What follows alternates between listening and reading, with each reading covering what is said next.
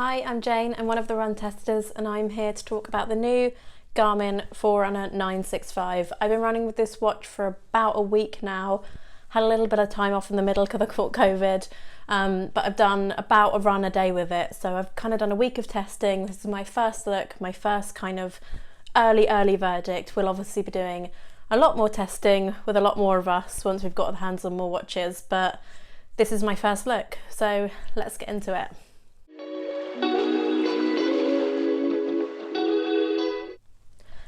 So what's changed? Really, the main and the only difference between the 955 and the 965 is the screen. The 965 has Garmin's new kind of beautiful AMOLED bright screen, bright display. It's the same screen we saw in the Epix 2. It's the same screen we've seen in the 265. It's super bright. I think there's a lot of chat about this AMOLED screen, and if you've not seen one of these watches kind of up close, I'll put a video here comparing the 955 and the 965. You can see it's so much brighter, it's so much clearer. The 955 had a resolution of 260 by 260. The 965 has a resolution of 454 by 454, so it's a lot brighter. It's a lot easier to see whether you're in kind of direct sunlight or in a darker setting. It's super bright. It's still got the touch screen, so it's just a really bright touch screen, to play around with. The screen on the 955 was 1.3 inches and the screen on the 965 is 1.4 inches. So it's a little bit bigger, a little bit brighter, well, a lot brighter. There's no solar version of this watch.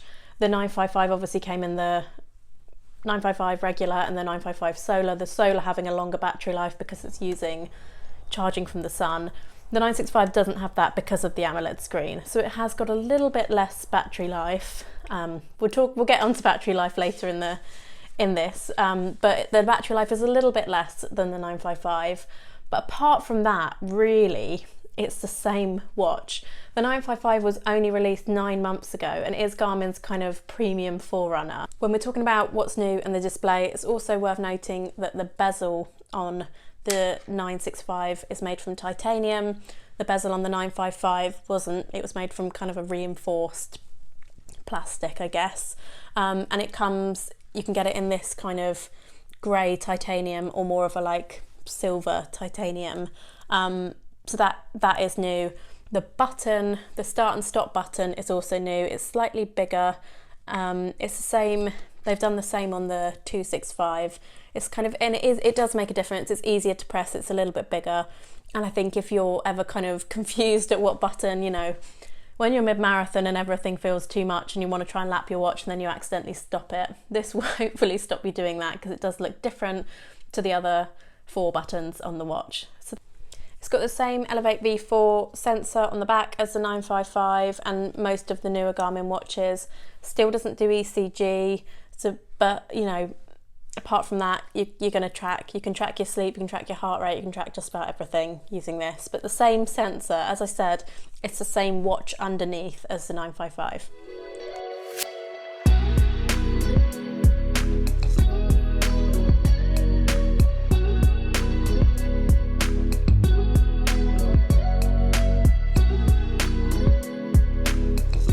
So let's talk about battery life. I have used this for a week. I've done a run or a walk every day. Obviously I had a day off with COVID. I've used it for a long run and I've charged it once in that week. The charger is still the same 4-prong charger, but it's now a USB-C charging cable, not a USB one. Not the end of the world. Might mean you have to buy a new plug if you haven't got any other USB-C charging cables. But from a battery life perspective, Garmin say the Forerunner 955 has 15 days in smartwatch mode, 20 days if you've got the solar version. This has 23 days. But in GPS mode, if you've got music on, the Forerunner 955 will last you 10.5 hours. This will last you 8.5. So it's a little bit less, but I think that's to be expected with the brighter screen. And it does use more battery having an AMOLED screen. We've seen that in a number of watches. If you compare it to something like the Apple Watch Ultra, the battery life is massive compared to that. So it's still a good battery life, still a good it's the Garmin battery life we love and we expect.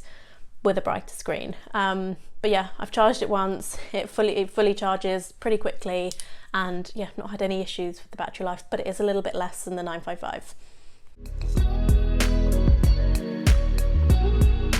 So GPS wise, I've done a lot of testing with this and my Fenix 7. Side by side, the first thing you will see, again, I keep banging on about the screen, but the first thing you'll notice is the screen. My Fenix 7 almost looks a bit dull next to the 965, but the GPS wise, they've been exactly the same. They've been pinging at the same times. Obviously I've had them on different wrists because I know wearing them on the same wrist can kind of interfere with GPS. Found it super accurate. We'll be obviously doing more testing with this. Want to take it down to the track and do some testing so I can really kind of get a feel for whether it's recording the distances accurately. But I think, you know, you can't go wrong with Garmin GPS, and I found it super accurate, especially when testing with my Fenix 7. One thing Garmin fans will realise when it comes to GPS is the GPS loading screen has changed. It's gone from how it used to look to kind of a little logo of someone, you know, there's a picture of someone running and you're waiting for that bar to go green. A little bit different. That's probably the only difference between the 955 from a GPS perspective. Heart rate wise, again, I'm going to do more testing. I'm going to put a chest strap on, but I've, you know, found when I've been testing it with the Fenix 7, they've been reading the same. Again, one of the main differences you'll see is that it's so much brighter. It's so much easier to see when you're on the run. But I found it's been reading, you know, the same kind of readings as the Fenix. You know, maybe a couple of, one says 141, one says 142. That's to be expected, you know, different wrists. But yeah, I found it really accurate. I think one question I've had quite a lot is, and when we talk about, you know, what else is on the market for around this price, this has gone up in price. The 955 was £479, $499. For the solar version, it was £549, $599. The 965 is £599, $599. So it's a little bit more than both the 955 and the 955 solar. And we're kind of getting into Fenix territory at that price. And I think one big competitor now within Garmin would be the 265, which is $429 and $449. So it's, you know, about more than £100 cheaper. And it's kind of like, why would you choose the 965 over the 265 when they've both got this really bright AMOLED screen? Obviously the 965 has more mapping qualities, more mapping capabilities, and the mapping on both, you know, the mapping is amazing because it is so much brighter. It's one of the areas where you really see the screen being a lot brighter. If I load maps on my Fenix and I load maps on my 965, the maps on the 965 do, you know, it is a lot brighter, it's a lot better. It's also got a larger display, so if you kind of want a larger watch, this is the 265 small, the S. So, you know, it's a lot bigger display. If you want a kind of bigger watch, this is obviously one to go for.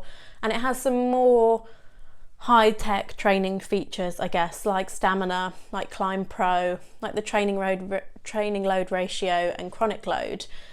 The 265 doesn't have these.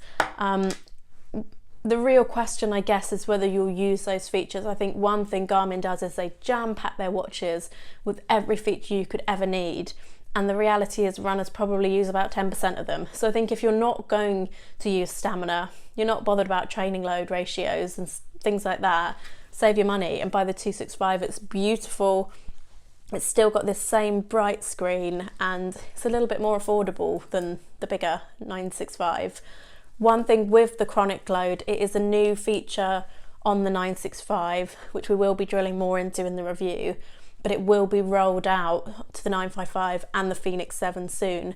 So it's not really, I mean, it's not a new feature that's only going to be on this watch. So that's really why we haven't kind of mentioned it in, well, why I haven't mentioned it in the what's new section. It is new, it is a new feature, but it will be coming soon on the other watches, and that's something Garmin do really well. They kind of update the entire line. They don't just update a watch, this is it, this is what you're buying, and you're not going to be able to improve it down the line. It won't be available on the 265. So it's again a kind of techie, a kind of real kind of performance feature that you're only going to get on the higher end watches. if that doesn't bother you and you're just using a run to kind of track your training, track your sleep, keep an eye on things, you'll get everything you need and more from the cheaper 265.